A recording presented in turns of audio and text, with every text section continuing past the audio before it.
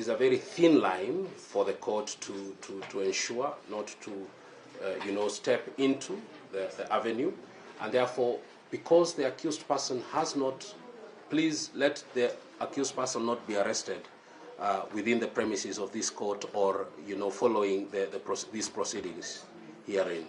Let us conduct ourselves properly. I think it behooves all of us to conduct ourselves properly so that we can preserve the sanctity of court proceedings, so that we can preserve, it makes no sense to come to court, to seek orders from the court and then, to violate the very purpose for which we came to this court. I think with that understanding, for all of us to act in good faith, I think that suffices for that purpose. The malicious publication by Mr. Robert K. On the question of the malicious publication, the response was that by Mr. Mashira was that the said individual is not the author of the said publication, and secondly, the court is not properly seized with the said publications.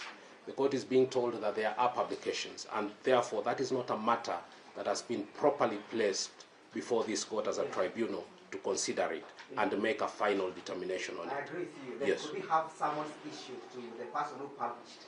That is the DCI himself, because he's in charge of the DCI. So I am making an application, Your Honor, yes. that Mr. Armin, yes. Mr. Armin, yes. be summoned before you, yes. to come and explain and expound. Yes. Mr. Njuru, can I advise that you do a brief formal application, serve it on the defense so that they have an opportunity to look at it and respond accordingly. So for now, we agree that the next mentioned date is the 21st of August. We come back to receive the documents.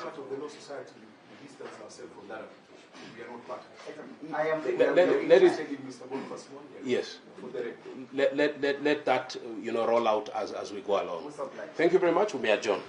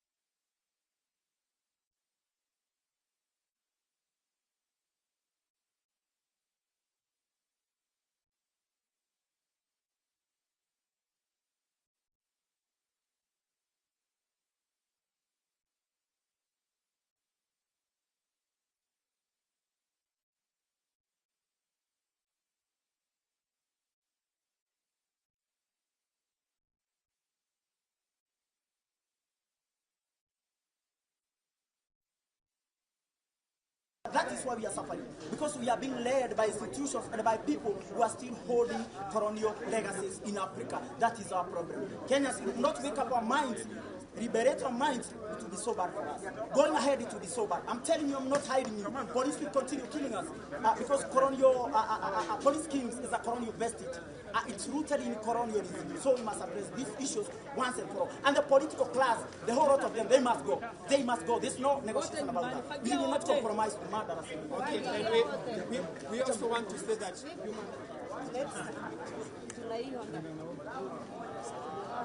my name is Amelia Priscilla. I'm a human rights activist here in Kenya. And the government needs to be seriously ashamed of what they're doing to genuine patriots and criminalizing human rights defenders in this country. We're calling us terrorists, and we are saying we're not terrorists. The government knows who are the terrorists. The government understands who are the criminals. The government understands who are the goons that are attacking peaceful protesters when they are going to the protest, when they are demanding for their rights, which is a constitutional right. So we are saying we are not going to be silenced, that we are going to soldier on, tunakuja. Yeah, and also we want to tell the government that human rights activists are not terrorists. So this intimidation must stop. Arresting Boniface and trying to intimidate human rights defenders. We are not going to allow this. And we are saying that Kenya is a democracy. Defending human rights is part of our constitution. So calling human rights defenders terrorists is not the right thing. And with the human rights defenders, we will continue defending the rights of our citizens, and we shall not be intimidated. So to Ruto, to Murkomen, to DCI, and to everybody who is misusing police to try and send fear to us, we want to tell them we will not stop, and we shall keep defending the rights of our citizens. Thank you. Comrades power. Power. Comrades power. Power. A people United shall never be defeated. A people United shall never be defeated.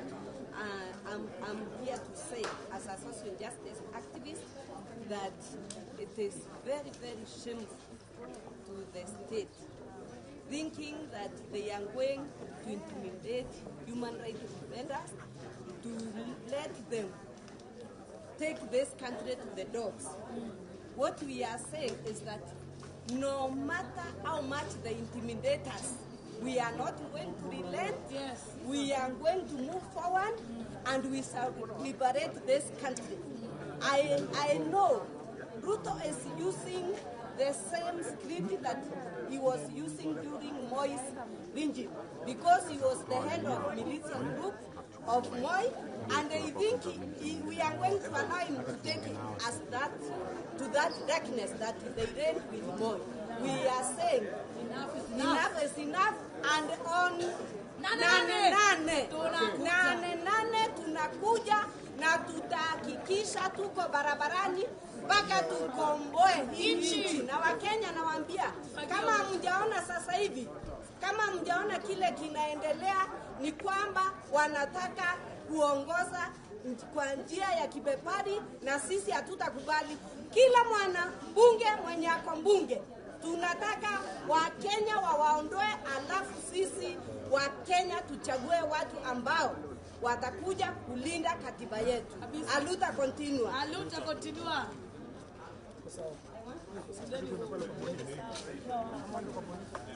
Consolidate your news.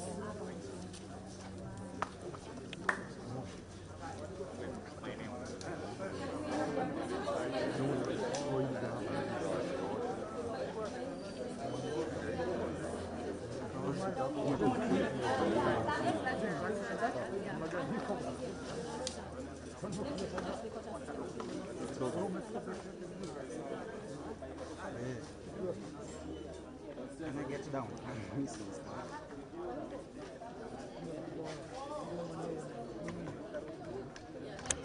Are they recording? Haya. Haya, sawa. Sawa, malala. Sasa na karatasi kutoka kwa geti. Utaniachia karatasi kutoka kwa geti. Unatoka na wewe? Ndio kutoka. Unatoka na wewe? Sawa, sawa.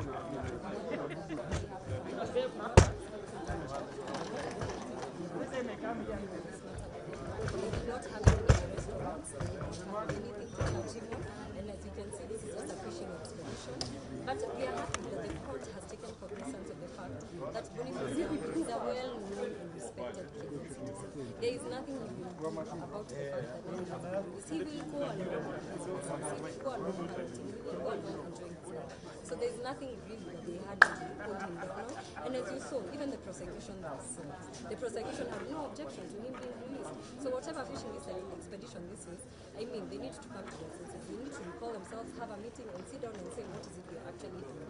Because today it's Boniface Mwangi, tomorrow it's me, tomorrow it's you.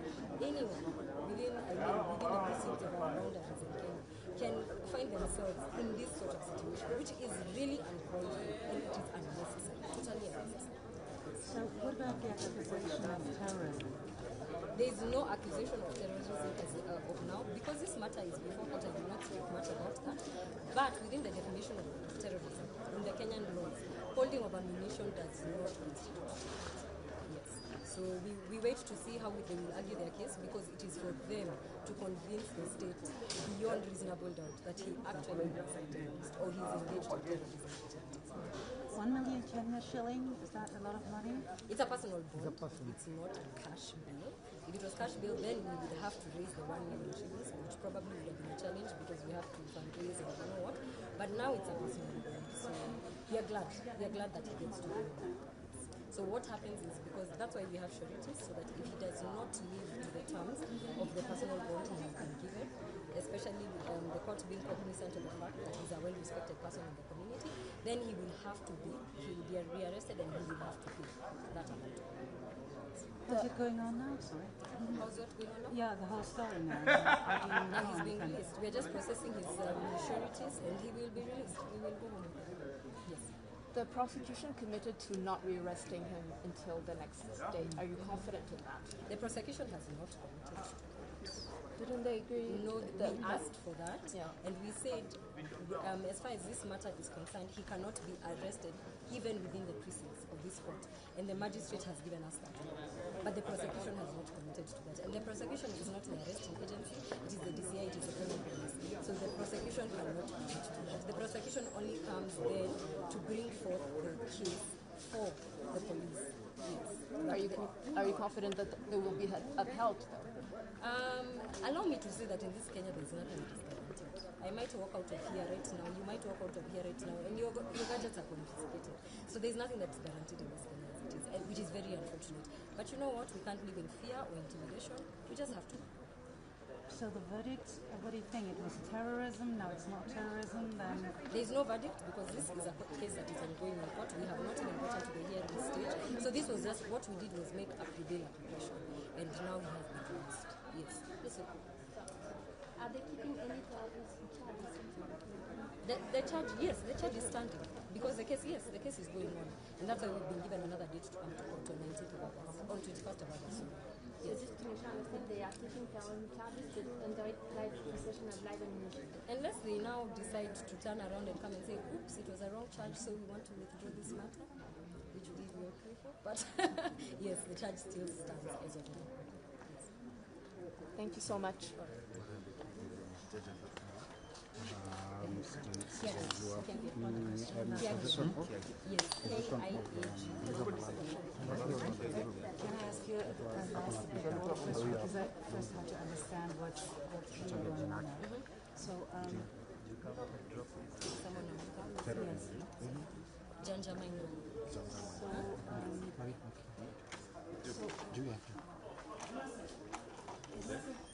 So, do you think that the Kenyan law and the judges are changing at the moment during these protests? I think there's also a level, and this is just my personal opinion, I will not attach it to anybody else. I think there's a level of intimidation. We have to make it better with some sort.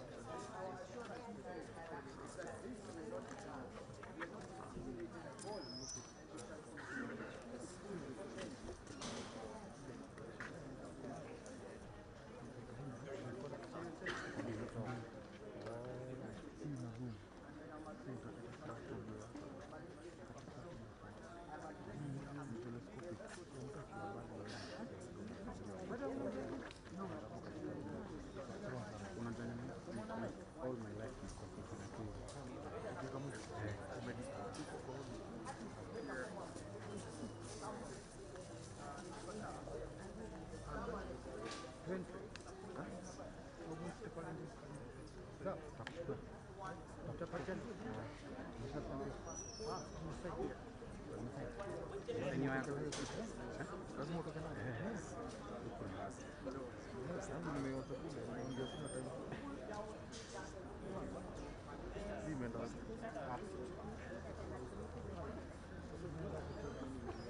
Ndio kutoka.